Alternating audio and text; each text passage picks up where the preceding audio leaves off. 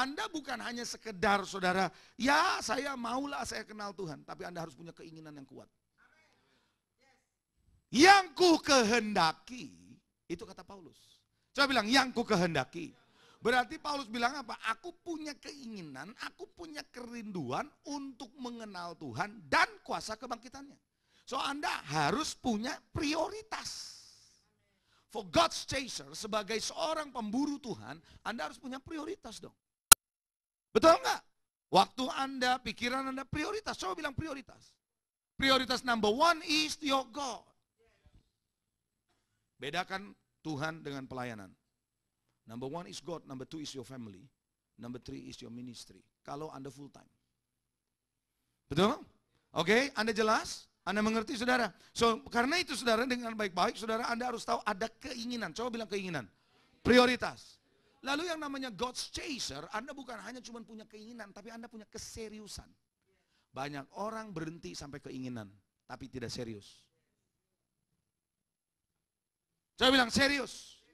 Kalau Anda mau menjadi God's chaser yang serius, Anda akan menemukan Tuhan. Banyak orang cuma punya sampai batas kerinduan, batas keinginan, tapi tidak punya keseriusan. Apakah Anda punya keseriusan atau tidak? Nah, keseriusan ini Anda harus bangun. Coba bilang serius. Coba bilang lagi sebelah saudara, serius dong. Anda dan saya harus serius. Anda harus sungguh-sungguh, bukan cuma punya keinginan. Semua orang juga ingin ketemu Tuhan. Semua orang juga pengen ngalamin kuasa kebangkitan. Tapi serius enggak? Yang serius akan mendapatkannya. Katakan amin. Coba bilang serius. Dan Anda harus betul-betul saudara membangun keseriusan. Anda belajar perlu serius? Betul? Belajar perlu serius?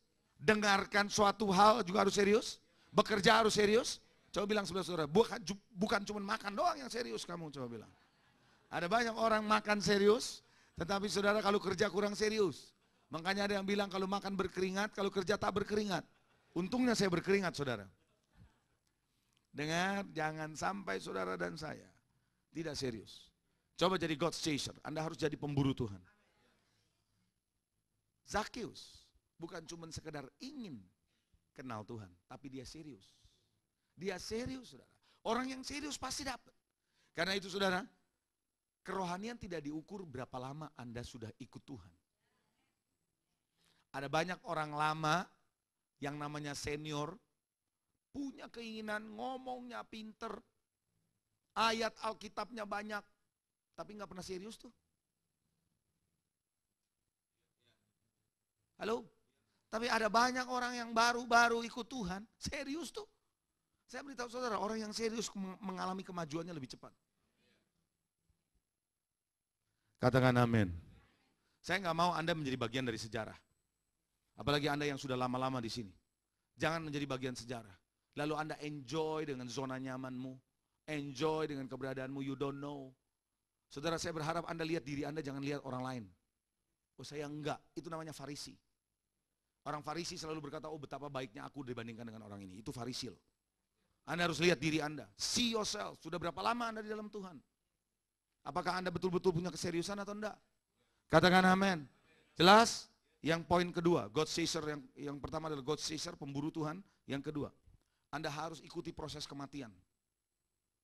Kalau Anda mau ngalamin kuasa kebangkitan, Anda harus ikut proses kematian. Dalam tanda kutip tentu saja kematian. Anda harus rela manusia lamamu dimatikan oleh Tuhan.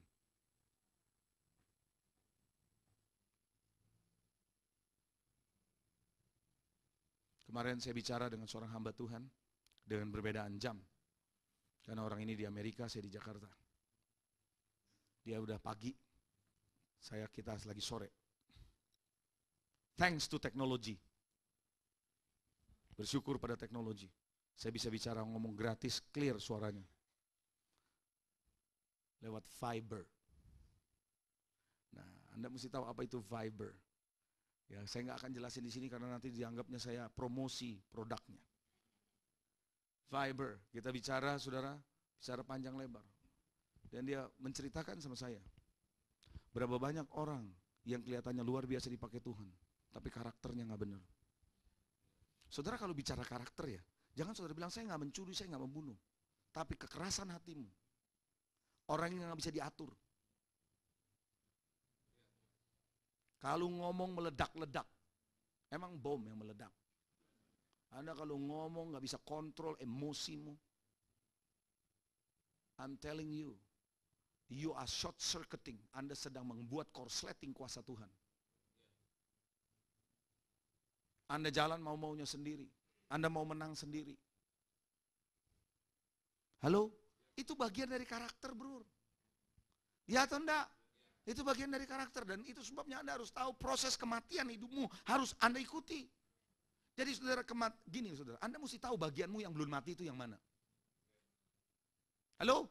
Saya ulangi, Anda harus tahu bagianmu yang belum mati di mana. Makanya Tuhan akan ketemuin Anda dengan orang-orang untuk mematikan saudara. Anda nggak bisa menyalibkan dirimu sendiri. Pada akhirnya ada satu tangan yang harus disalibkan oleh orang lain. Ya atau tidak? Ya atau tidak? Siap nih? Siap nggak? Harus siap. Sekali waktu Tuhan akan pertemukan Anda dengan orang yang Anda nggak sangka-sangka, justru akan mengekspos dirimu. Waktu Anda terekspos dan Anda marah besar, then you know yang ini belum mati. Nggak ada mayat ditendang-tendang lagi. Nggak pernah saya ketemu mayat ditendang, lu nendang lu, gue tendang lagi lu. Itu bukan mayat. Nggak pernah ada mayat diludahin, kurang ajar lu, ludah lagi. Itu bukan mayat. Mayat diludahin, tenang saja. Mayat ditendang, tenang saja. Kalau Anda mau tahu apakah ada bagianmu yang belum mati, check your life. Anda akan ketemu sama orang yang Anda respect, do something to you bad. Melakukan sesuatu Anda yang buruk. Anda respect dengan orang ini, melakukan sesuatu. Dan tiba-tiba Anda, then you know yang ini belum mati. Ya atau tidak? Tiba-tiba Anda lagi ngobrol sama temenmu ngomongnya nyelekit. Teman baikmu, nyelekit dan Anda mendidih di hati, mendidih di hati, mendidih di hatiku. Ku tak dapat menahan untuk memukulnya gitu. Haleluya. Itu lagu digonta-ganti itu saudara. Mendidih di hati. Kalau Anda seperti itu, then you know ada bagian ini belum mati. Jangan saudara pikir you know everything. Karena itu, belajar dari saya satu hal. Saya berani ngomong begini. Belajar dari saya satu hal. Saya kalau menghadapi siapapun, termasuk yang junior, di dalam hidup saya. Kalau dia melakukan sesuatu, bam! Dan saya mulai ada satu react. Saya tahu, this is not yet die. Tuhan bisa pakai keledai, Tuhan bisa pakai yang junior, Tuhan bisa pakai yang senior, Tuhan pakai siapa saja untuk membentuk saudara. Supaya kuasa kebangkitan itu mengalir secara optimal. Learn it. Itu sebabnya saudara saya selalu belajar. Mau yang junior, mau yang senior, mau siapapun. Kalau dia sedang melakukan sesuatu, ngomong sesuatu yang membuat saya bereaksi. Dan I know ini belum mati. Tuhan kirim orang itu untuk memperlihatkan bagian kita yang belum mati. That is the blessing oleh orang itu. Jadi harus Anda lihat orang itu jadi blessing buat saudara. Tanpa orang itu Anda nggak tahu ada Anda bagianmu yang belum mati. Coba bilang saudara-saudara, itu blessing. Siapa bilang itu? Apaan itu? No, that is a blessing for you. Tanpa dia, you don't know ada bagianmu yang belum mati. Justru itu jadi cermin buat saudara. Do you get the point? Do you get the point? Belajar saudara menjadi proses kematian. Supaya kuasa kebangkitan ada di dalam diri saudara. Katakan amin. Dan di situ Anda belajar untuk mengosongkan diri. Di situ Anda belajar menjadi seorang yang betul-betul mati, dying to yourself. That is the power of the resurrection. Anda kalau ketemu nanti ya, pembantu lah, sopir taksi lah, terus apa lagi? Sopir angkot lah yang bikin Anda marah bener. Dan saat Anda marah, ingat khotbah saya ini. Oh berarti saya belum mati di sini. Tuhan kirim sopir angkot untuk memperlihatkan yang belum mati dalam diri saya. I'm telling you, dan Anda merasa bahwa orang itu menjadi berkat buat saudara. Anda ngerti nggak? Sekarang Anda sudah lihat gak betapa pentingnya Anda berinteraksi dengan orang-orang tertentu? Itu yang sebabnya saudara Neko dikirim oleh Tuhan untuk menghadapi Josia. Tapi sayang Josia tetap keras hati. Dia tidak sadar bahwa itu adalah cara Tuhan untuk mengekspos di dalam diri dia yang belum mati. Katakan amin. Jadi sekarang ini saudara, dalam bergaul, dalam berinteraksi, di gereja, di luar gereja, dimanapun, Anda harus sadar. Ada orang-orang tertentu dikirim oleh Tuhan untuk memperlihatkan bagianmu yang belum mati. Udah ngerti? Siapa yang ngerti? Siapa yang ngerti? Siapa yang tahu sekarang? Termasuk suppliermu. Tahu supplier? Termasuk pemasokmu, termasuk mitra bisnismu, siapapun yang membuat Anda keki, tahu keki? Tuh kalau bahasanya orang Hokian tuh begitu keki gitu. Saudara marah besar. Dan kalau ada bagian tertentu yang Anda marah dan menguasai dirimu, berarti ada bagian yang belum mati, bro. Katakan amin. Coba bilang sebelah saudara, kamu perlu disalibkan. Haleluya. Perlu disalibkan? Yes, supaya saudara dibangkit dari kuasa kebangkitan. Haleluya. Dan yang ketiga, terakhir, Anda harus belajar hidup dengan iman. Belajar hidup dengan imanmu, mengalir dengan imanmu, sebab iman dan kuasa kebangkitan berjalan bersama-sama dan kasih karunia bekerja bersama-sama. Iman, coba bilang iman. Saudara, saya tidak punya waktu untuk bicara iman, izinkan saya nanti suatu waktu saya akan bicara soal iman. Anda sudah dengar, tapi kali ini saya bicara soal iman secara berbeda buat saudara. Supaya saudara bisa tahu betul bahwa iman ini sesuatu yang penting buat saudara. Katakan amin.